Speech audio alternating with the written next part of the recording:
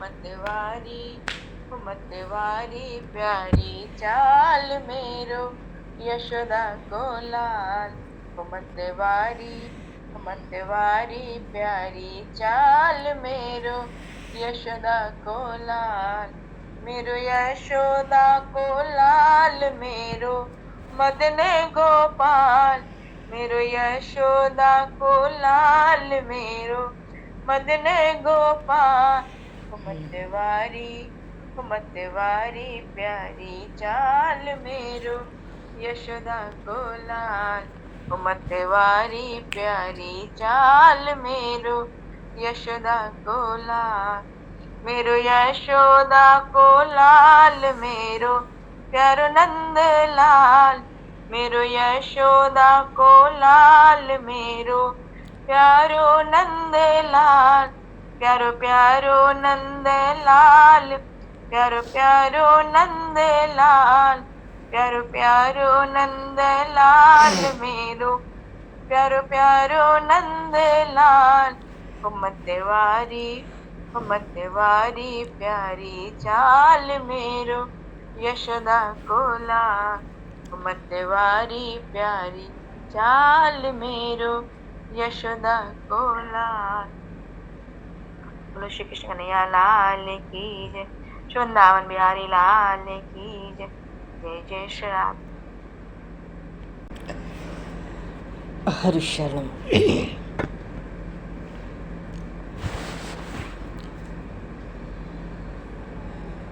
आनंद कोटि ब्रह्मांड नायक सर्वेश्वर पूर्ण परात्पर ब्रह्म असंख्य कल्याण गुणगणलय भक्त वांक्षा कल्पतरु शरणागत वत्सल भक्त वत्सल दीनबंधु दयासिंधु भगवान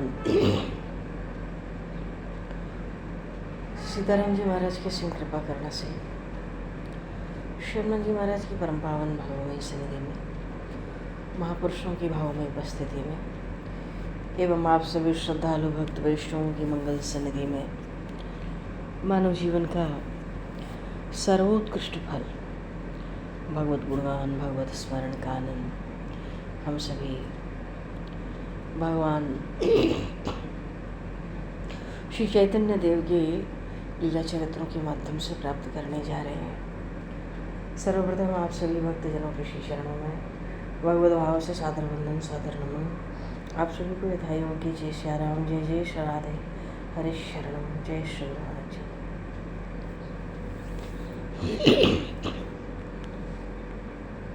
जय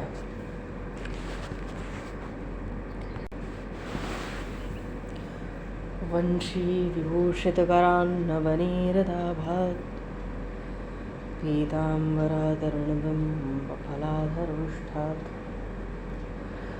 पूर्णेन्दुसुन्दरमुखादविन्दनेत्रात् कृष्णात् परं किमपि तत्त्वमहं न जाने। कृष्णात् परं किमपि तत्त्वमहं न जाने।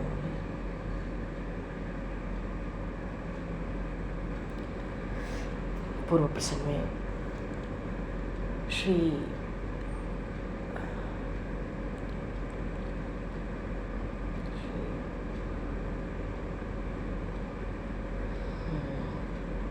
बोल श्री चैतन्य महाप्रभु की जय। श्री नित्यानंद प्रभु की जय। श्रीवास पंडित के घर पे उनके छोटे भाई राम को श्री नवाई प्रभु ने शांतिपुर अद्वैताचार्य जी को बुला लाने के लिए भेजा। अद्वैताचार्य आनंद में मगन हो गए रमाई पंडित को देखकर और प्रभु का संदेश पाकर नवद्वीप आए और आकर नंदनाचार्य जी के घर में ठहरे। और ठहरने के बाद रमाई पंडित को ये संदेश दिया कि तुम जाकर प्रभु से कहना कि अद्वैताचार्य नहीं आए हैं। लीला ही है, आनंद है। हाँ,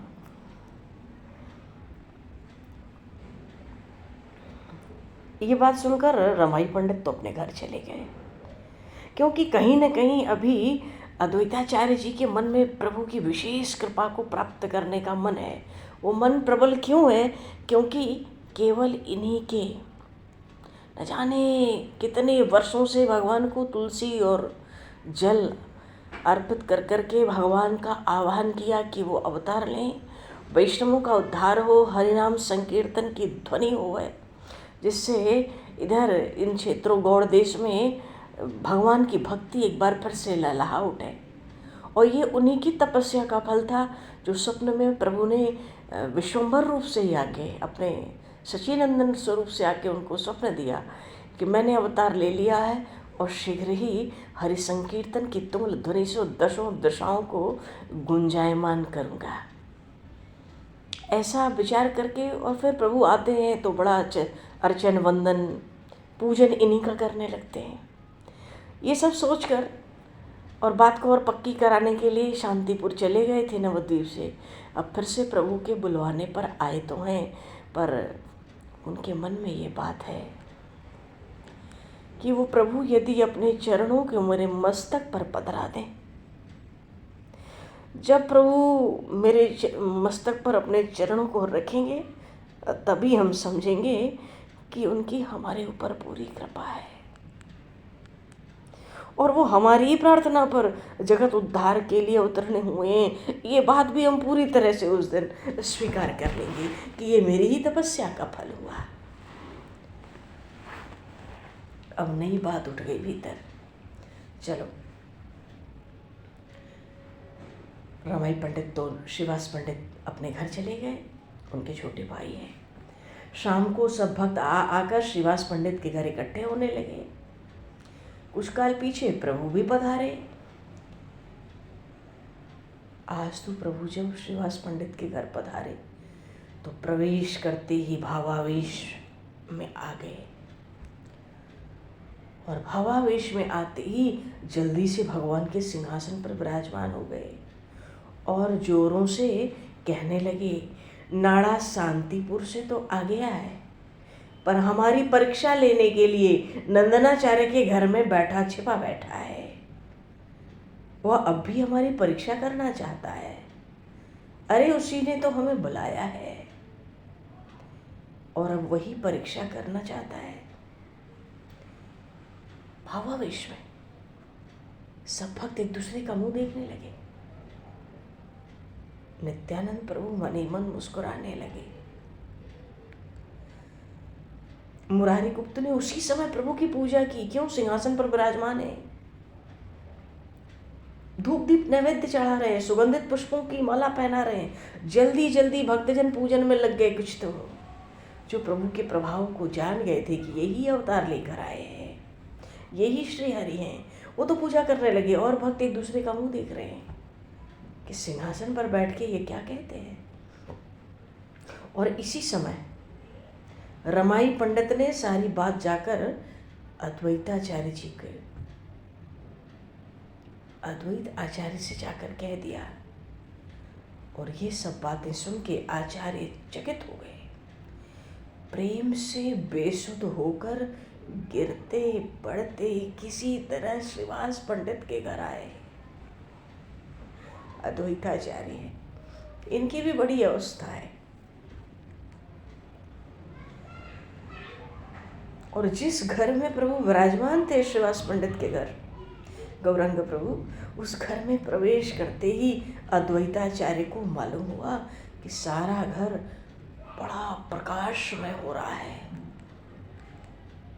करोड़ों सूर्यों के समान प्रकाश उस घर में विराजमान है। पर अद्वैताचार्य को गौरांग प्रभु की जो तेजोमय मूर्ति थी उसके स्पष्ट दर्शन नहीं हो सके उस प्रकाश में, क्योंकि वो प्रकाश असहनीय था। उस प्रकाश का इतना प्रभाव था कि देहली के आगे आचार्य अद्वैताचार्य अपना पैर नहीं बढ़ा सके। भक्तों ने वृद्ध आचार्य को उठाकर प्रभु के सन्मुख कर दिया, जहाँ पूजा गृह में सिंहासन पर गौरांग प्रभु भावावेश में विराजमान थे। और जब प्रभु के सन्मुख अद्वैताचार्य हुए तो चेतना चली गई। बेहोशी की हालत में लंबी लंबी श्वास भरकर जोरों के साथ रुदन करने लगे। एक तो वृद्ध, ऊपर से तपस्वी, ऊपर से विद्वान, इतने बड़े पंडित अद्वैताचार्य को कौन नवद्वीप में नहीं जानता। पर उनकी आज ऐसी अवस्था देखकर जितने भक्त थे वो आनंद के सिंधु में गोते खाने लगे।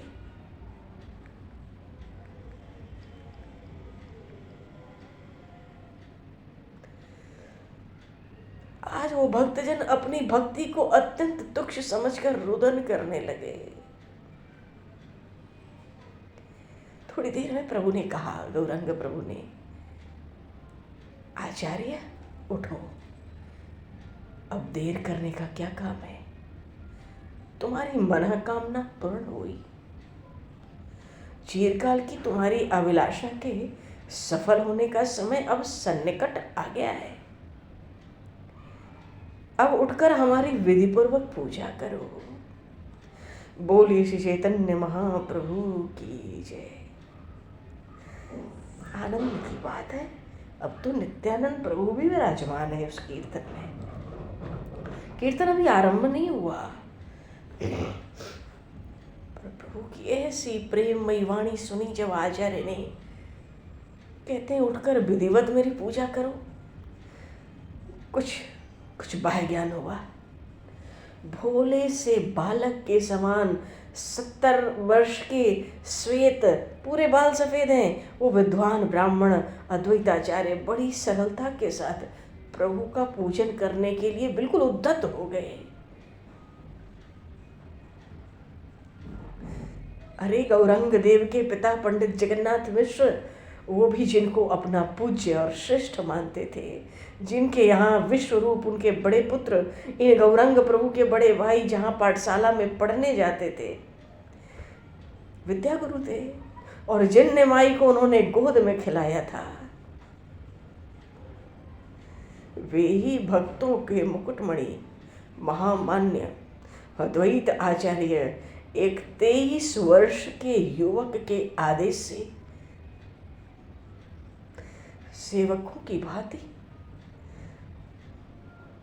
अपने भाग्य की सराहना करते हुए उनकी पूजा करने को तैयार हो गए।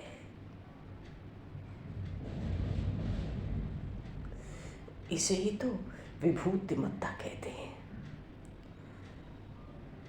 वहां तो भगवत्ता है जिसके सामने सभी प्राणी छोटे हैं, जिसके प्रभाव से जाति, कुल, रूप, अवस्था में छोटा होने पर भी पुरुष सर्वपूज्य समझा जाता है। अद्वैताचार्य प्रभु ने सुगंधित जल से पहले तो प्रभु के चरण कमलों को पखारा, फिर चरणों पर जल छोड़ा, फिर उनके सीधे हाथ में अर्घ्य दिया, सुगंधित चंदन मिलाकर अर्घ्य दिया, फिर सुगंधित चंदन लेकर गौरांग प्रभु के अंग में उसका लेपन किया, पीछे उनको अक्षत, फिर धूप दिखाई, फिर दीप दिखाया, फिर सुंदर सुंदर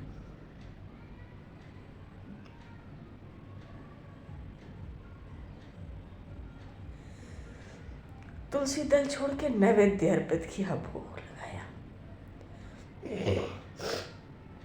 बोली श्री चैतन्य महाप्रभु की जय। भोग दिया,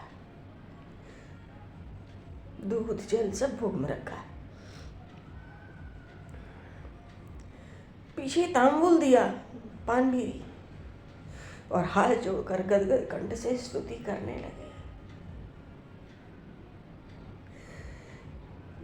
भगवान ये अद्वैताचार्य भी ये भगवान शिव के ही अवतार हैं। स्तुति करते हैं और रोते रोते बार बार एक ही श्लोक का पाठ करते हैं। श्री विष्णु पुराण में वो श्लोक आया, उस स्तुति में बार बार एक ही श्लोक बोलते हैं।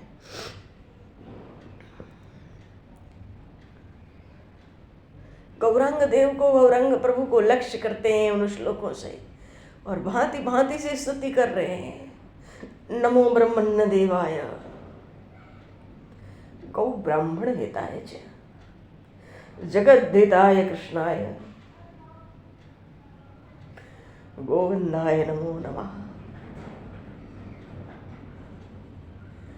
नमो ब्रह्मण्य देवाय गौ ब्राह्मण हिताय च जगद्धिताय कृष्णाय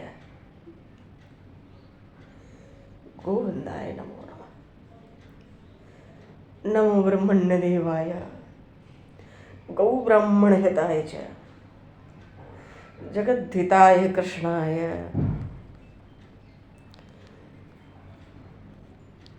गोविंदाय नमो नमः।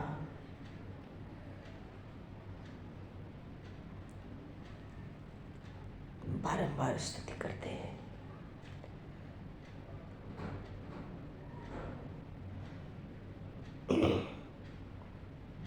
हरि शरणम। नमो ब्रह्मण्य देवाय गौ ब्राह्मण हिताय च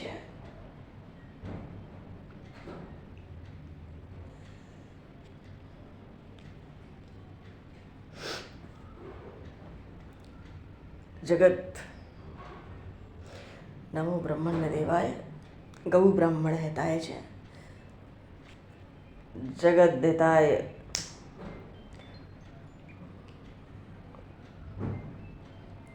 कृष्णाय गोविंदाय नमो नमः। हरि शरणम। तो बार बार स्तुति करते हैं और गौरांग प्रभु को लक्ष्य करते हैं।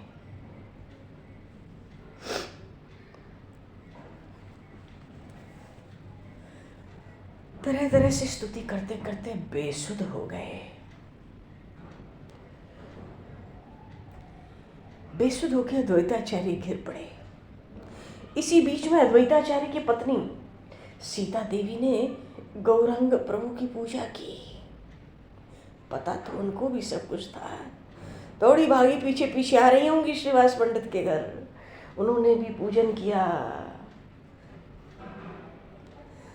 और गौरांग प्रभु इतने भावावेश में आ गए, इन पति पत्नी के पूजन करने से इतने भावावेश में आ गए कि उस भावावेश में भगवान के पूजा मंदिर में सिंहासन पर विराजमान हुए गौर प्रभु ने आनंद में विभोर होकर दोनों के मस्तकों पे अपने श्री चरण पधरा दिए।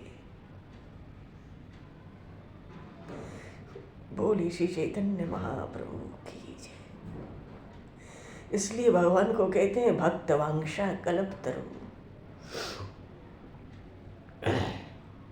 भक्त वांछा कल्पतरु।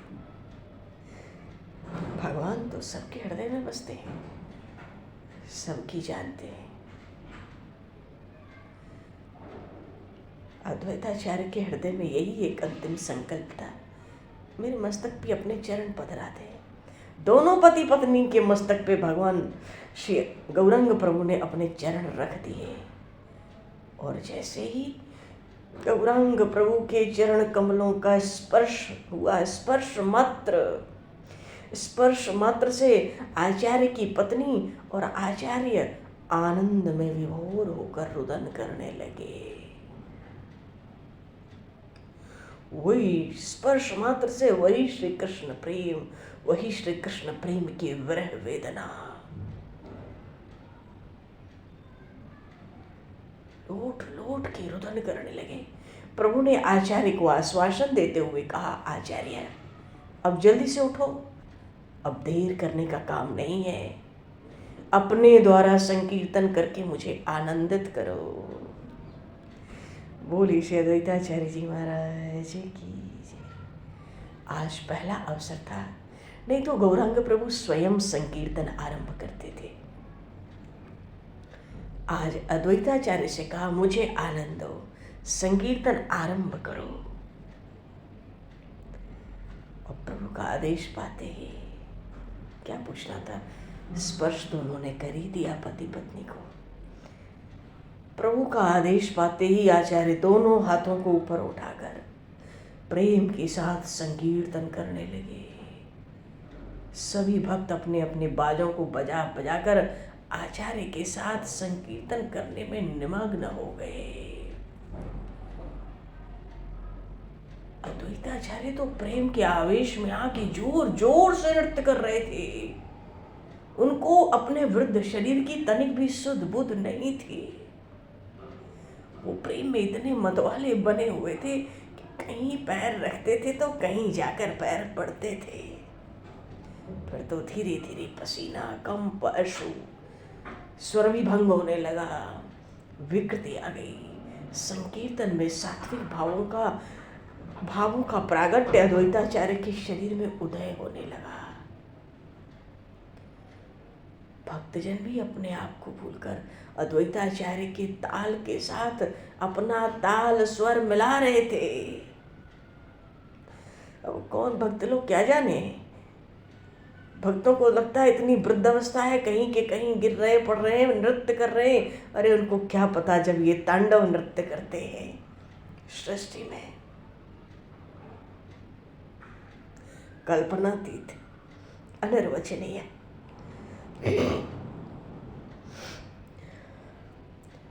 सब नृत्य कर रहे हैं उनके साथ ताल में ताल मिला के। आज तो संकीर्तन में अपूर्व आनंद आ रहा है, इतना आनंद तो कभी नहीं आया। और आज गौरांग प्रभु उस मंदिर के सिंहासन पर ही विराजमान है। संकीर्तन में कूद नहीं रहे, आए नहीं, रुदन नहीं कर रहे हैं। आज तो वो केवल अद्वैताचार्य को आदेश पे आदेश देते जा रहे हैं। आज तक कभी भी इतना आनंद संकीर्तन में नहीं आया था। अरे क्यों ना हो, भगवान शिव तो वैष्णवानाम यथा शंभो। अगर ज्ञानियों में अग्रगण्य है तो वैष्णवों में भी अग्रगण्य है भगवान शिव। नर नारायण में भगवान श्री हरि और हर में वस्तुतः अभिन्नता ही है। आज सब भक्त इस बात का अनुभव कर रहे हैं कि आज का संकीर्तन सर्वश्रेष्ठ रहा। क्यों ना हो, जहाँ अद्वैत और निमाई और निताई भी तो हैं। आज तीनों ही प्रेम के मतवाले इकट्ठे हो गए। जब ये प्रेम के मतवाले इकट्ठे हो गए तो वहाँ अद्वितीय अलौकिक आनंद तो आना ही चाहिए। बहुत रात बीत गई तो संकीर्तन आज समाप्त हुआ। आज तो सब भक्त प्रेम में छके हुए अपने अपने घर को लौट रहे हैं।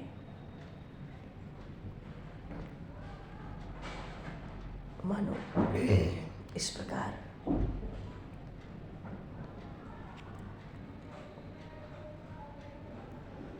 श्री चैतन्य देव ने, श्री गौरांग प्रभु ने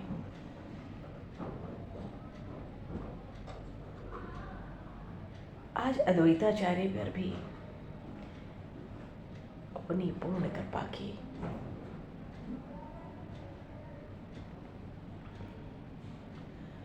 और कृपा से पति पत्नी दोनों अभिभूत हो गए। भक्तों को भी अपूर्व आनंद मिला।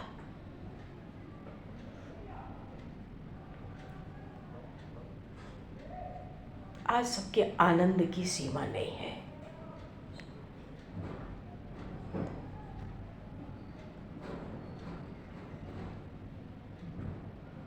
आगे के प्रसंग में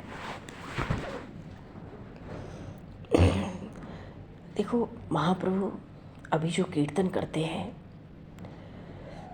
वो कीर्तन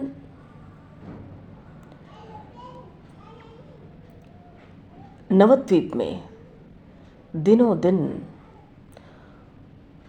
उस कीर्तन की चर्चा बढ़ती ही जा रही है।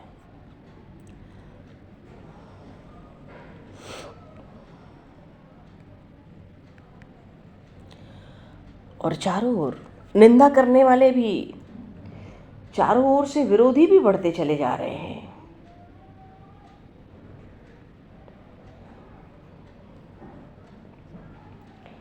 और घर में सची माता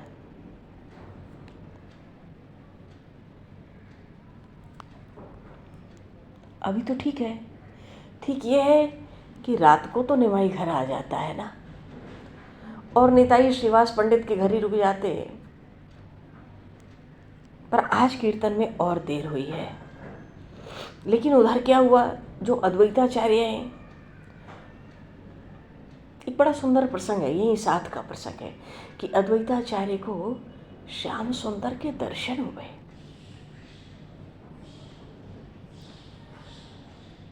कहते हैं ना कि ददाति प्रतिगृह्णाति गुहिमाख्याति पृक्षति भुंक्ते भोज्यते चैव षड्विधम प्रीति लक्षणम। प्रेम का लक्षण, प्रेम में छोटेपन का भाव ही नहीं रहता।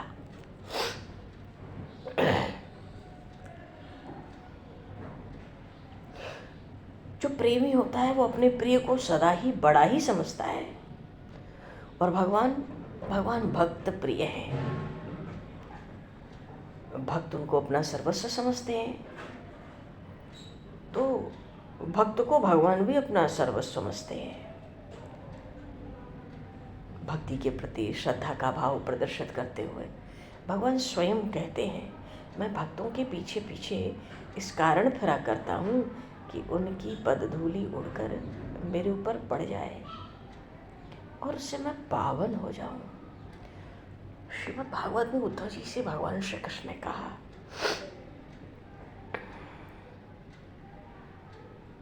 अरे जगत को पावन करने वाले प्रभु के ये भाव है। भक्त उनका दिन रात भजन करते हैं, तो भगवान भी कहते हैं जो मेरा जिस रूप में भजन करता है मैं भी उसका उसी रूप में भजन करता हूँ। और विश्व में एकमात्र भजनी है तो भगवान की लीला। कैसा अनोखा दृष्टांत है प्रेम का, जो विश्वंभर है। विश्वंभर का अर्थ ही होता है चर अचर जितने प्राणी हैं सबको सदा पालन पोषण करना।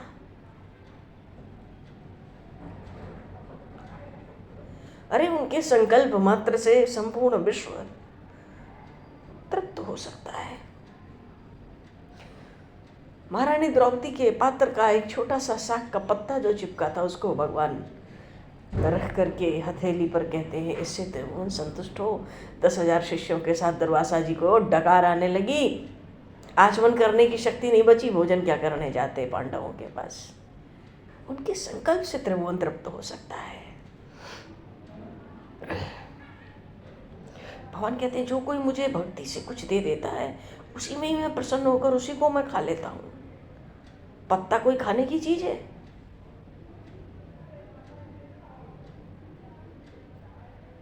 फूल तो सूंघने की वस्तु है और जल पीने की। खाया तो अन्न और फल ही जाता है। भाई किसी को पत्ता मिले तो पत्ता कोई खाएगा, फूल मिलेगा तो फूल हम खाएंगे, फूल तो सूंघेंगे। जल मिलेगा तो जल खाएंगे, जल तो पिया जाता है। खाने के नाम पे तो अन्न और फल होता है। लेकिन भगवान कहते हैं भैया पत्रम पुष्पम फलम तोयम, जो दे दो सब खा लेंगे, यहाँ सूंघना पीना नहीं है। गज ने भगवान को कमल उठाया था अपने सूंड से ऊपर, श्री हरि का दर्शन करके आ गए प्रभु, आ गए। फूल उठाया था भगवान, उसको खा गए थे, वो फूल नहीं उठाया था, उसने भोग लगाया था। उसको ये समझ नहीं आया कि क्या अर्पित करूं। उस समय जो भाव था, ले प्रभु खा लिए। भगवान तो कहते हैं यदि मुझे कोई भक्ति भाव से पत्र पुष्प फल जल कुछ दे, मैं तो अमूल्य वस्तु समझकर संतुष्ट मन से खा जाता हूँ। पत्ते और फूलों को भी खा जाता हूँ।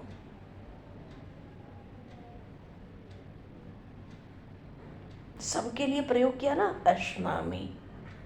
अशनामी मानो सब कुछ खाता हूँ, पीता नहीं हूँ, सब खाऊंगा, खाता हूँ। धन्य है ऐसे खाने वाले को। पर क्यों नहीं, प्रेम में पार्थिव पदार्थ ही थोड़े खा जाते हैं। असली तृप्ति का कारण होता है उन पदार्थों में ओतप्रोत भाव से भरा हुआ प्रेम। उस प्रेम को खाकर ही भगवान परम प्रसन्न होते हैं। प्रेम वस्तु ही ऐसी है।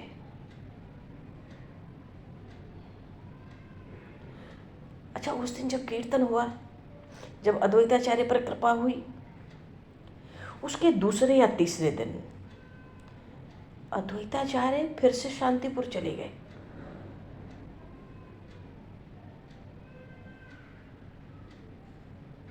उनके मन में अभी दुविधा है क्या? सब बात तो ठीक है कि ये गौरांग प्रभु मेरे इष्ट देव हैं कि कोई और है, मेरे इष्ट देव ही हैं कि कोई और है। इसी संशय बुद्धि से एक दिन नवद्वीप आए शांतिपुर से। उनका जो हृदय था गौरांग प्रभु की ओर स्वतः आकर्षित हो गया। महाप्रभु की स्तुति मात्र से उनको परमानंद होता था। तो भीतर से बिना विश्वास के ऐसे भाव तो हो नहीं सकते, लेकिन प्रकट होकर वो अपना अविश्वास ही जताते थे। जब आए तो उस समय प्रभु गौरांग प्रभु निमाई पंडित श्रीवास पंडित के यहाँ भक्तों के साथ श्री कृष्ण कथा कर रहे थे। और जब देखा कि आचार्य आए हैं तो आचार्य को आया देखकर प्रभु भक्तों के साथ उनके सम्मान के लिए खड़े हो गए और बड़ी श्रद्धा भक्ति के साथ आचार्य के लिए प्रणाम किया। आचार्य तो लजाते हुए अपने जो सफ़ेद सफ़ेद सब बाल है सर में प्रभु के चरण कमलों पे कि पराग को मानो उसी से पोंछ लिया। और जितने भक्त थे उनको भी आचार्य ने बड़े प्रेम से सबको आलिंगन का दान किया। प्रभु के साथ वो सुखपूर्वक बैठ गए थे। तो जब सब बैठ गए ना तो गौरांग प्रभु मुस्कुराते हुए कहे, यहाँ पर सीतापति विराजमान है। जय कृष्ण कथा कर रहे हैं प्रभु, पर आचार्य के आने पर उनका स्वागत कर लेने पर, आसन देने पर कहते हैं यहाँ पर सीतापति विराजमान है। किसी को भय भले हो, हमें तो कुछ भी भय नहीं। वे हमारा शमन न कर सकेंगे। समाज वैसे भी आचार्य की पत्नी का नाम तो सीता देवी ही है। वो कहते हैं यहाँ पर सीतापति विराजमान है, किसी को भय भले ही हो, हमें तो कुछ भी भय नहीं। गौरांग प्रभु का लक्ष्य तो अद्वैताचार्य ही है। तो कुछ बनावटी गंभीरता करके अपने चारों ओर देखते हुए अद्वैताचार्य जी ने कहा, यहाँ रघुनाथ तो कहीं दृष्टिगोचर होते नहीं, हाँ यदुनाथ अवश्य यहाँ विराजमान है। इस उत्तर को सुन के गौरांग प्रभु थोड़े से लज्जित हुए। क्यों? सीतापति तो बना दिया था अद्वैताचार्य को, उनकी पत्नी का नाम है। पर अद्वैताचार्य ने कहा कि यहाँ तो रघुनाथ नहीं यदुनाथ है। क्यों? यह अद्वैताचार्य के इष्टदेव श्याम सुंदर है और गौरांग प्रभु तो साक्षात श्री कृष्ण है। अब एक भगवान श्री कृष्ण है, दूसरे भगवान शिव हैं, इनमें ऐसी अंतरंग गूढ़ बातें हो रही हैं कि भक्तों को कम समझ आ रहा है। गौरांग प्रभु ने सबके बीच में कहा यहाँ सीतापति विराजमान है, हमें कोई भय नहीं, जिसको हो सो हो। तो अद्वैताचार्य ने भी कह दिया रघुनाथ तो कहीं दृष्टिगोचर होते नहीं, हाँ यदुनाथ तो जरूर दृष्टि पड़ती है उन पर। मानते हैं वो अंदर से कि गौरांग साक्षात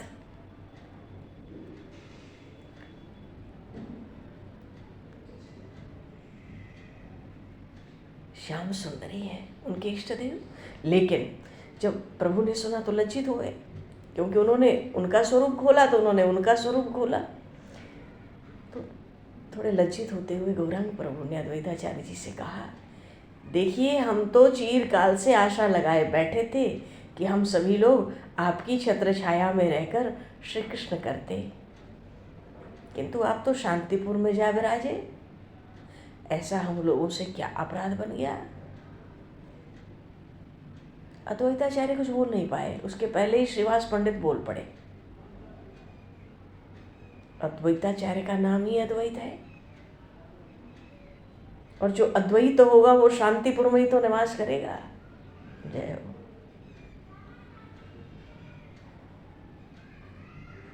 और गौरांग प्रभु से श्रीवास पंडित कहते हैं, आपका प्रागट्य तो नवद्वीप में हुआ है। नवद्वीप मानो नवधा भक्ति की पीठ, पर ये तो अद्वैत है भी भगवान शिव के अंश। अद्वैताचार्य जी, कितनी सुंदर व्याख्या की श्रीवास पंडित ने। और नवद्वीप में आपका प्रकट हुआ तो ये नवद्वीप नवधा भक्ति का पीठ बन गया, केंद्र बन गया। तो उसमें विराजमान होके जो नित्य आनंद है, मानो जो नित्यानंद प्रभु बैठे हैं, नित्य आनंद उसका रसास्वादन कर रहे हैं। बड़ी गूढ़ भाषा में पंडित जी ने। अब जब नित्य आनंद का रसास्वादन होगा नवद्वीप में, नवधा भक्ति में, तो अद्वैत भी शांतिपुर छोड़कर नित्यानंद पूर्ण इस पीठ में गौर गुणगान के द्वारा अपने को नित्यानंद में तो बनाना चाहेंगे ही। लेकिन प्रभु, श्रीवास पंडित कहते हैं गौर प्रभु से, लेकिन प्रभु ये अभी द्वैत और अद्वैत की दुविधा में तो कुछ है। बोलिए श्री भक्तवत्सल भगवान की जय। वस्तुतः श्रीवास पंडित के यहाँ भगवान ने नरसिंह वेश धारण किया था, भावावेश। श्रीवास पंडित तो समझ गए यही हमारे नरसिंह देव है। मुरारी गुप्त जानते हैं यही हमारे वराह प्रभु हैं। अद्वैताचार्य तो जानते हैं कि यही हमारे श्याम सुंदर हैं। आचार्य तो आचार्य इस गूढ़ उत्तर को, उसके रहस्य को समझकर हंसते हुए अद्वैताचार्य जी ने कहा, जहाँ पर श्री का वास हो, मानो श्रीवास पंडित है वो, उन्होंने तो उत्तर दिया इतना गूढ़। तो अद्वैताचार्य कहते हैं, अरे जहाँ पर श्रीवास हैं वहाँ पर लोगों की क्या कमी? जहाँ साक्षात श्री का वास है वहाँ लोगों की क्या कमी? क्योंकि श्री के वास में आकर्षण ही ऐसा है कि हम जैसे सैकड़ों मनुष्य उनके प्रभाव से खींचे चले आते हैं। श्रीवास पंडित इस गूढ़ युक्ति से प्रसन्न हुए।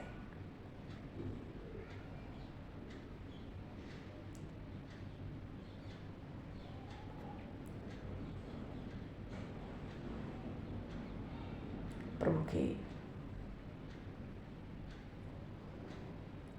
लेकिन श्रीवास पंडित देखो अपने ऊपर कोई प्रशंसा क्यों ले? वो तो प्रभु के ऊपर इस बात को, गौरांग प्रभु के ऊपर इस बात को लागू करना चाहते हैं। क्यों? श्री का मतलब लक्ष्मी तो है, तो महाप्रभु की भी तो पहली पत्नी का नाम लक्ष्मी देवी था। तो श्रीवास पंडित कहते हैं कि जब लक्ष्मी देवी थी तब थी, अब तो वे यहाँ वास नहीं करती। अब तो वो नवद्वीप से अंतर्ध्यान हो गई है। अब यहाँ श्री का वास नहीं है।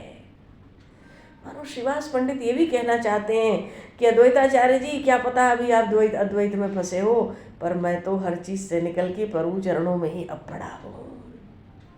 आप परीक्षा पे परीक्षा करते रहो इनकी।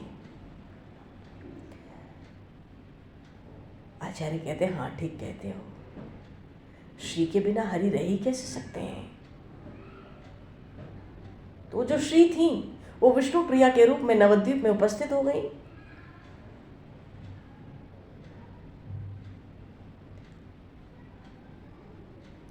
वो केवल श्री थोड़ी है, अब तो वो श्री विष्णु प्रिया है।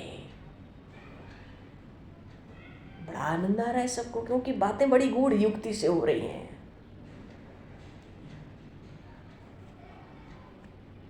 और गौरांग प्रभु कहते हैं, भक्ति प्रियो माधव, अरे श्री तो सदा से ही विष्णु प्रिया ही है। भक्ति प्रियो माधव, क्यों? भगवान को तो सदा से ही भक्ति प्यारी है।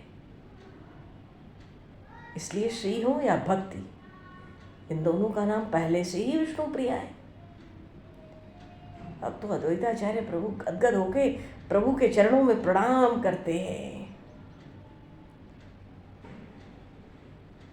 क्यों? प्रभु ने एक विग्रह से तो लक्ष्मी रूप से उनको ग्रहण किया, एक विग्रह से विष्णु प्रिया के रूप में विग्रह से अर्धांगिनी बना लिया।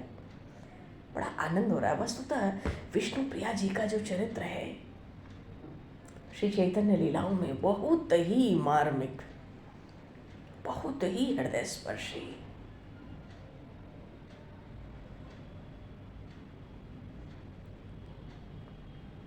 श्रीवास पंडित तो कहते हैं भैया इस सौभाग्य सुख को अकेले लूटोगे या दूसरों को भी साक्षी बनाओगे? मानो सबको उस भक्ति का परमानंद, नित्यानंद, नित्य ही आनंद तो है ही संकीर्तन में, और नित्यानंद प्रत्यक्ष भी विराजमान है अवधूत।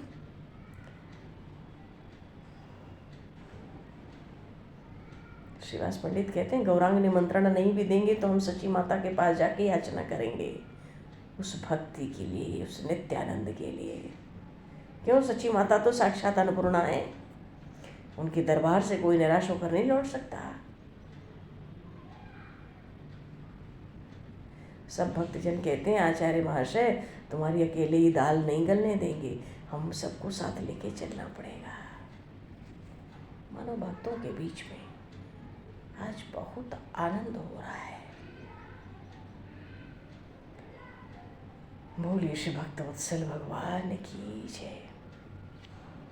बड़ा गूढ़ वहां सत्संग हो रहा है।